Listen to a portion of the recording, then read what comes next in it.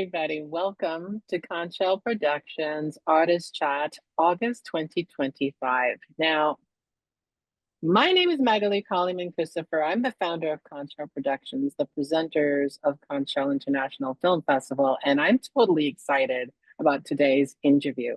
I'm excited because this interview is with one of the featured filmmakers who will be screening their film at our September 18th screening at Queens Public Library in Forest Hills. Now, our guest today is Haitian-American filmmaker Lunise Cerin, whose film Victorine was nominated for our 2024 CSIFF Best Student Film Award. We're thrilled to be featuring Victorine as part of our screening, and I am thrilled to introduce you to Lunise. Hi, Lunise. Hello. How are you today? I'm well, I'm well. It's hot, It's hot. but just trying to stay cool. So, Lunise, I shared earlier that you are a Haitian American filmmaker. How did you find your way on this path to being a filmmaker? I am like a lot more literally Haitian American than the term implies. I was born in Philadelphia and moved back to Haiti when I was 5 and back to Philadelphia when I was 16, and kind of have always lived kind of between the two worlds. I grew up in a very artistic, very musical family. And Haitians are very, very big storytellers, very big poets. But I was always very quiet. I think probably because of all the moving, and very drawn to the camera.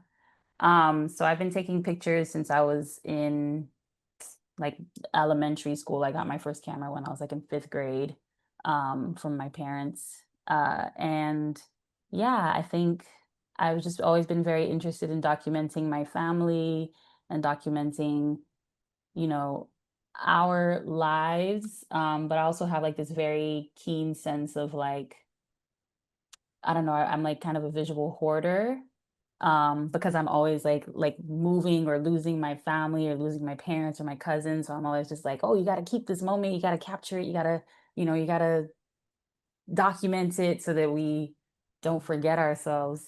So that's just, I think I think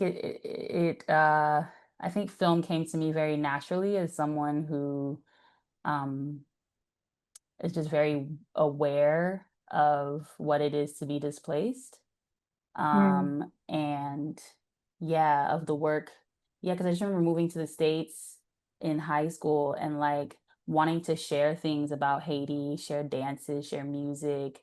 And like at that point in 2005, it was really hard to find any positive images of Haiti on the internet. Like I would be wanting to try to show someone a dance, like La Luz was huge at that point.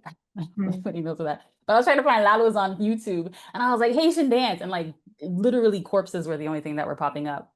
And so I would Oh go my home. God. I would go home for like Christmas break and I'd be like, I have to record everything so that when I go back to the States, I can show my friends that like life in Haiti is not all about the bad parts, all about the violence, all about the death, all about the poverty.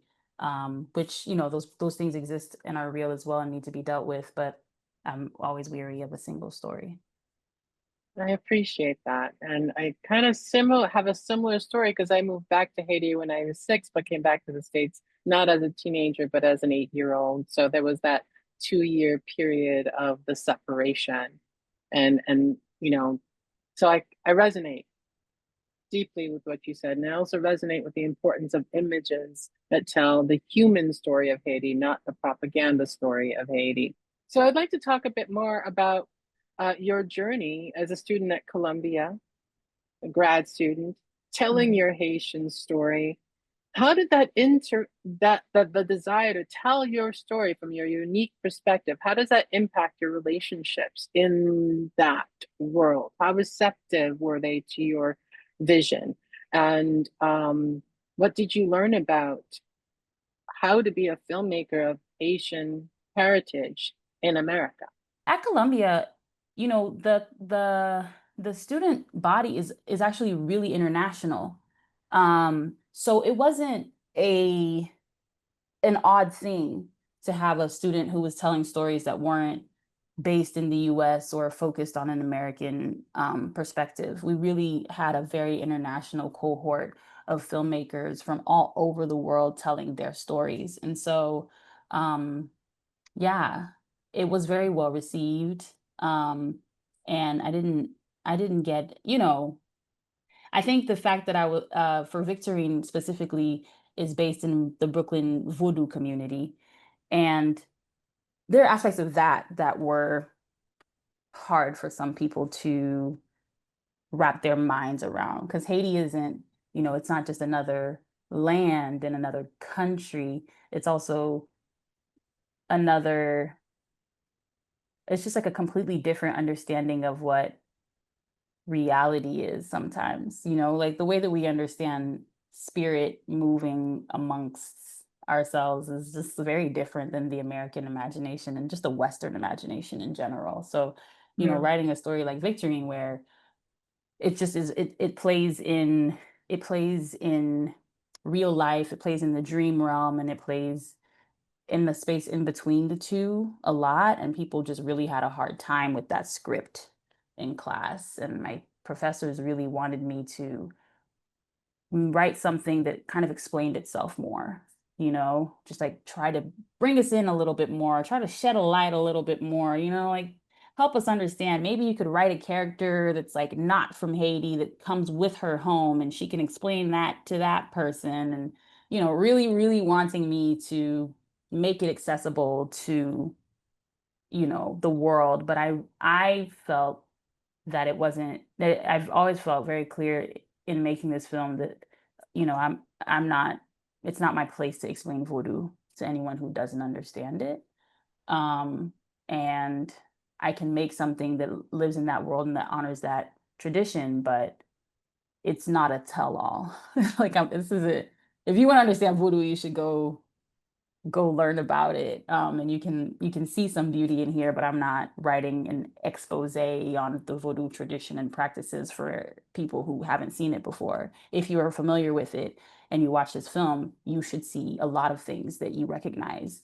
And if you have never seen it and you've never been introduced to voodoo before, then you will just see some things that you've never seen before. And I think that that's okay. And anyone who's receptive to um, seeing a different perspective and a different way of life, can appreciate the film and just resonate with the human aspects of the film because the film deals not only with voodoo, it also deals with grief and it deals with family and it deals with inheritance and it deals with very human, everyday, things that we all contend with. So you don't have to understand exactly what's going on in the ceremony to understand that somebody lost their mother and is struggling with that. Exactly. Exactly. Because, I mean, for me, it was simply mourning a loss and the religious practice to do the mourning. And I'm so happy that you stuck to your guns because every culture has their way of mourning. Right. Every religious group has their way of mourning. And I'm really grateful that you said, no,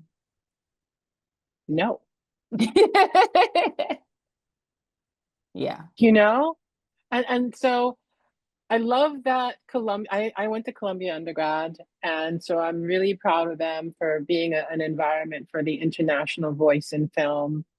And hopefully, there could be an expanded view on accepting people of the African diaspora and their stories without asking them to culture splain. You Hmm. know, Yeah. let's not do that. The themes that we're exploring, the five films that are brought together, I brought them together because I felt they were all exploring love, the impact of love in the Caribbean community. Mm. If you wanted to share with the audience, if you can for a moment, share with the audience how Victorine explores the impact of love in this Haitian community. Grief and love are like two sides of the same coin, right? We keep hearing this. This isn't my line, but like, grief is love persisting. But I think that like, yeah, for me, this film is deeply about the relationship between a mother and a daughter, um, persisting, like the connection that they have just changing, and like she loses access to her mother in a way. Never, she really never loses access to her mother, because even in the beginning of the film, she's having this dream and she's looking for her mom, and her mom is reminding her of something. And like her mother is with her for the whole film. I don't, there are very few moments where she's like not with or engaging her mom in a very specific way. You know, she like has the dream, she wakes up, she goes to the audition, and then she gets on the train and she's listening to this prayer that her mom left on her voicemail on a loop. And so the film is deeply about that connection between a mother and her child, and like the way that that connection persists, that love persists, the way that in not honoring that, she's not honoring herself. And like how much of ourselves are tied to our home community and to our, our heritage, to the legacy of the people who came before us and everything that they poured into us, everything that they have taught us, growing up. And like, yeah, she tries to abandon all of it. She tries to like shirk it, but really she's never able to, at any point in the film. And once she like leans in, I think she has this revelation and this like payoff of like being able to really reconnect with her mom in the last scene where they have that dance together and they kind of like find each other in this really like spiritual way, that I think is symbolic of just like, yeah, to me, it's all about love, like, because that's, yeah, that's like the whole point, I think. Yeah. I don't know. So, is there a quote that inspires you when you are taking your steps in this life called the filmmaker's life? Is there a favorite quote or a favorite filmmaker that is the fuel that, not constant fuel, but sometimes fuel on your journey as a Haitian filmmaker? One, I think this was Gina Prince Bythewood, but it might not be, so don't quote me. But um, one that I find very empowering is like filmmakers don't write from experience, they write from empathy. Um, and I think that that's like one that I really lean on a lot, because I tend to write, I want to be able to write not only about my own personal experiences, but also just like of the of experiences of people around me that I'm curious about. And I think especially in making Victorine, because I didn't grow up in the voodoo tradition, and I didn't and I there were a lot of pieces of it that I didn't know or understand when I was going into production. And I had a lot of doubt of like, my am I allowed to make this film? I don't know this culture in this way. Is this exploitative, or is it, me being fetishizing of this tradition? But, you know, I think because I grew up in a home that really respected voodoo always as, um, foundational to Haitian, identity and to Haiti in general, I knew that I wasn't approaching it with anything but love, and um, and I knew that I could do this if I did it in partnership with people who practice voodoo.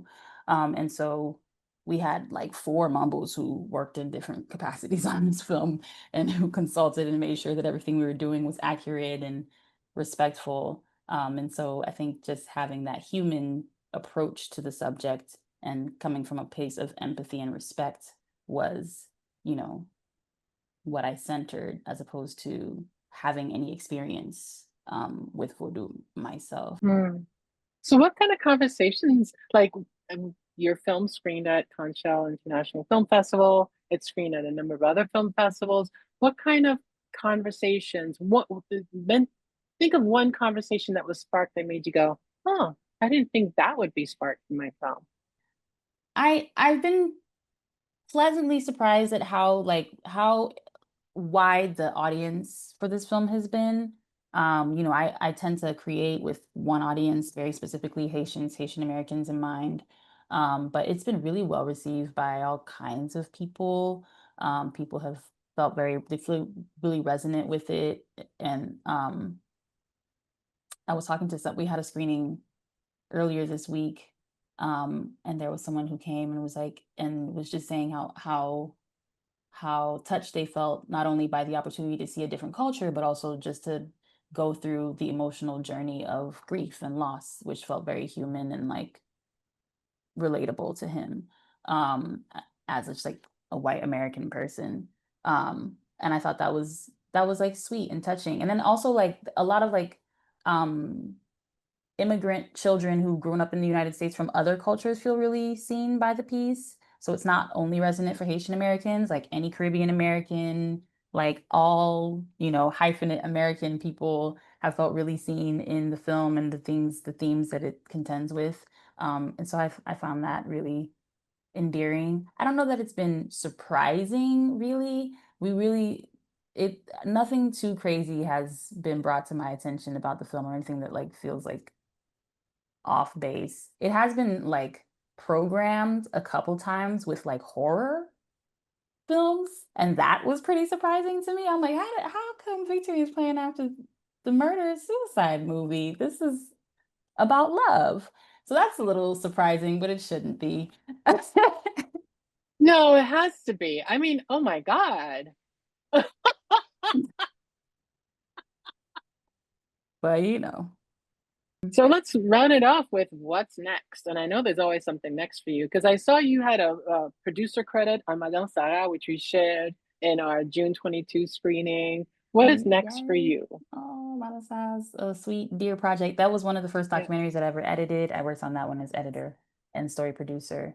I am currently in post-production for my own feature documentary titled Miwa. And it is the story of it is an observational documentary tracing Haitian traditions and practices in Haiti and finding their traces in the diaspora. So we went to Haiti for Mm. 6 weeks and we followed 5 women who work in traditional practices in Haiti, like a femme shai, a doula, a herbalist, dancer, a cook, and a woman who runs a farm. And then we came back to the United States and we interviewed some Haitian American women who grew up in Haiti and just kind of trying to see the traces of some of those practices and how they show up in their own work and their own home lives here in the United States. I love it. I Yeah. love it because the herbalist, mm, Mhm. let's not get started, but our herbalists are amazing. Yes, Haiti and our leaves. Just the land, the We land, the love, land. yes, Faye. Give me Yes, my tea. Give me yes, my tea. yes, yes. The interview with I loved working with those women. They were all so incredible, so powerful, and just like so many stories of like, learning about these traditions from their mothers and passing them down to their children, and just kind of like how these things have just really been ingrained through lineage, and through, their elders, so much of these traditions, and then also through spirit, because a lot of especially the Martian Fae, Adzienne was Mm, her name, and she was a voodoo practitioner, and like most of what she learned, she was like, I had a dream and I had a dream, and in the dreams they come and they teach you how to, because that's just like that's the Haitian psyche. We are so like it's not two different worlds for us at all. yeah, yeah, yeah. It's straight from Africa. Mhm. You have the dream. So if a filmmaker, a young filmmaker, or a Caribbean filmmaker were to come up to you and say, "What words of wisdom would you give me?" What would they be? Don't be afraid to try to sound like yourself. Mm, Um, I think this is an industry that's very interested in like references and being like, a things that you've seen before. But I think that the best, most interesting art comes from someone really working at learning how to sound like themselves. And it might be clunky the first 15 times you make a film, but like eventually you'll learn how to do something that nobody else knows how to do. And that's always so worth it. Um, and yeah, work with other people. Work with other people. Work with everybody around you. Everyone has something to teach you. I love it. Thank you so much, Denise. Thank And thank you you. to everyone watching this interview. What is your hashtag? What is your URL or, at so that people can follow you and support you?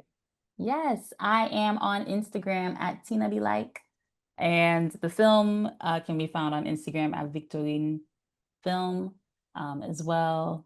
If you want to see more about the documentary, we do have a website at miwafilm.com. Thank you so much. And I can't wait to see you and Yeah, share your film on September 18th. awesome. Thank you so much.